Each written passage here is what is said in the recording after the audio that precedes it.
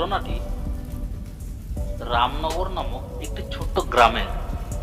এই গ্রামটি সবুজে মোড়া, প্রায় সবসময় পাখির মধুর ডাক এবং নদীর মৃদুমন্দ শব্দে ভরা থাকে।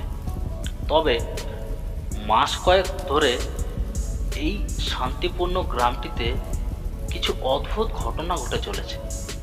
কেউ কেউ বলছে রাতের বেলা কেউ অদ্ভুত ছায়ামূর্তি দেখতে পায়, কেউ কেউ আবার বেদনাদায়ক কান্নার আওয়াজ শুনতে পেয়েছে, আবার কেউ বলছে যে অদ্ভুত কণ্ঠস্বর শুনতে পায়। একদিন সকালে গ্রামেরই এক পুরনো পরিত্যক্ত বাড়িতে এক যুবকের মৃতদেহ পাওয়া যায়। তার নাম ছিল গৌরব, একটি প্রাণবন্ত তরুণ। বয়স প্রায় 20 থেকে 22 হবে, যাকে সবাই খুব ভালোবাসত। তার এই আংশিক মৃত্যুতে গ্রামে শোকের ছায়া নেমে আসে। পুলিশ ঘটনাস্থলে আসে, কিন্তু তারা কিছুই বুঝে উঠতে পারে না। যুবকের শরীরে কোনো আঘাতের চিহ্ন নেই, শুধু চোখ দুটো অদ্ভুতভাবে খোলা এবং মুখে একটি রহস্যময় হাসি লেগে আছে। গ্রামের লোকেরা কৌতূহল এবং ভয়ে আতঙ্কে আছে। গৌরবের পরিবার এই অদ্ভুত মৃত্যুর কারণ জানতে চেয়ে পুলিশের কাছে আর্জি জানায়। এই ডাক্তারটি ময়নাতদন্ত করবেন। তিনি একজন খুব বিখ্যাত ময়নাতদন্তকারী, যিনি তার সৎ এবং নিষ্ঠার সঙ্গে কাজের জন্য বেশি পরিচিত। তিনি একটি কাছাকাছি শহরেই থাকতেন, কিন্তু গ্রামবাসীর অনুরোধে ঘটনাস্থলে আসেন। তিনি বলেন, এই রকম মৃতদেহ আমি আমার কাজের জীবনে প্রথম দেখছি। তিনি গভীর রাতে তার ল্যাবরেটরিতে ফিরে আসেন এবং মৃতদেহের উপর আরও বিশদে পরীক্ষা নিরীক্ষা করা শুরু করেন। কিছুক্ষণ পর তিনি এক অদ্ভুত অনুভূতি পান, যেন কেউ তাকে অনুসরণ করছে। তিনি পেছনে তাকান, কিন্তু কিছুই দেখতে পান না। পরের দিন ডাক্তার গ্রামেরই একটি কবরস্থানে যান, যেখানে গৌরব প্রায়ই যেত। কবরস্থানটি একটি পুরনো আম গাছের নিচে ছিল, যার ছায়ায় এক ভৌতিক পরিবেশ তৈরি হতো। গ্রামের বয়স্ক লোকেরা বলতো, এই কবরস্থানে একটি পুরনো অভিশপ্ত আত্মা রয়েছে, যা দীর্ঘদিন আগে এখানে মৃত্যুবরণ করেছিল। ডাক্তার ওই কবরস্থানের রক্ষকের সঙ্গে কথা বলেন।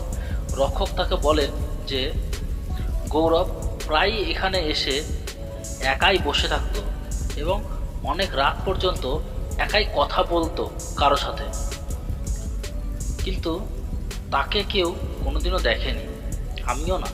ডাক্তার তখন তার ল্যাবে ফিরে আসে এবং তার বিশ্লেষণ চালিয়ে যান। হঠাৎ এক গভীর রাতে তিনি একটি তীব্র শীতল বাতাস অনুভব করেন, যা ঘরের ভেতরে ঢুকে পড়ে, আর মোমবাতির আলোটি নিভে যায় এবং ঘরটি ঘন কালো অন্ধকারে ডুবে যায়। অন্ধকারের মধ্যেই তিনি শুনতে পান এক অজানা গলার আওয়াজ, আমার ময়নাতদন্ত বন্ধ করো, না হলে আমি তোমার পরিণতি গৌরবের মতোই করব। ডাক্তার বুঝতে পারেন যে এই কণ্ঠস্বর কোনো সাধারণ কণ্ঠস্বর নয়। তার মনোবল ভেঙে পড়ে না, বরং তিনি আরও দৃঢ়ভাবে এই রহস্যের সমাধান করতে চান।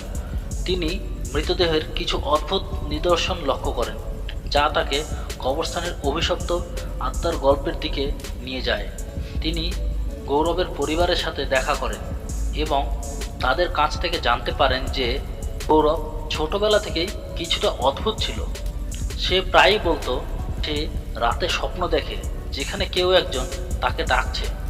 একদিন গৌরব মাকে বলে যে সে একটি রহস্য উন্মোচন করতে চায় এবং তার জীবনে কিছু ভয়ানক ঘটনা ঘটতে চলেছে। গৌরবের মা জানতেন না তার ছেলে কেন এসব কথা বলছে। আরও জানান যে গৌরব প্রায়ই একটি পুরনো ডায়েরি পড়ত, যেটি তার ঠাকুরদার লেখা।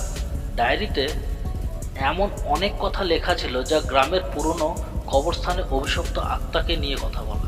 ডাক্তার সেই ডায়েরিটি নিয়ে আসেন এবং পড়া শুরু করেন। ডায়েরির প্রতিটি পাতায় লেখা ছিল এক রহস্যময় গল্প যা কবরস্থানের অভিশপ্ত আত্মার সঙ্গে সম্পর্কিত। আত্মাটি একজন নারী ছিল। তিনি এই গ্রামে কয়েকশো বছর আগে বাস করত। গ্রামবাসীরা বিশ্বাস করত যে সে একজন ডাইনি এবং এক অন্ধকার রাতে তাকে জীবিত পুড়িয়ে মারে। মৃত্যুর পর থেকে যারা এই কবরস্থানে যেত তারা এক অদ্ভুত অভিশাপের সম্মুখীন হতো। গৌরবও হয়তো এই আত্মার সঙ্গে কোনোভাবে যোগাযোগ করেছিল এবং ফলস্বরূপ তার এই অস্বাভাবিক মৃত্যু। ডক্টর এবার জানেন আত্মাটিকে মুক্তি দিতে হবে। তিনি গ্রামের পুরনো মন্দিরে যান এবং পুরোহিতের সাথে পরামর্শ করেন।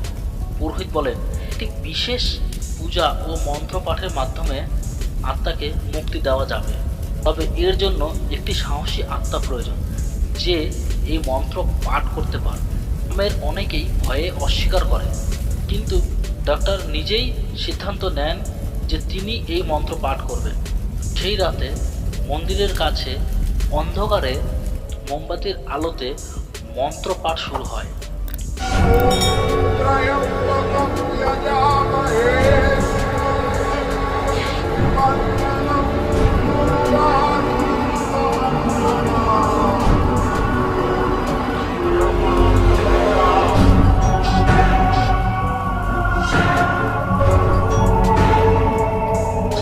চারপাশে একটি অদ্ভুত শীতল বাতাস বইতে থাকে এবং দূর থেকে কান্নার আওয়াজ শোনা যায়।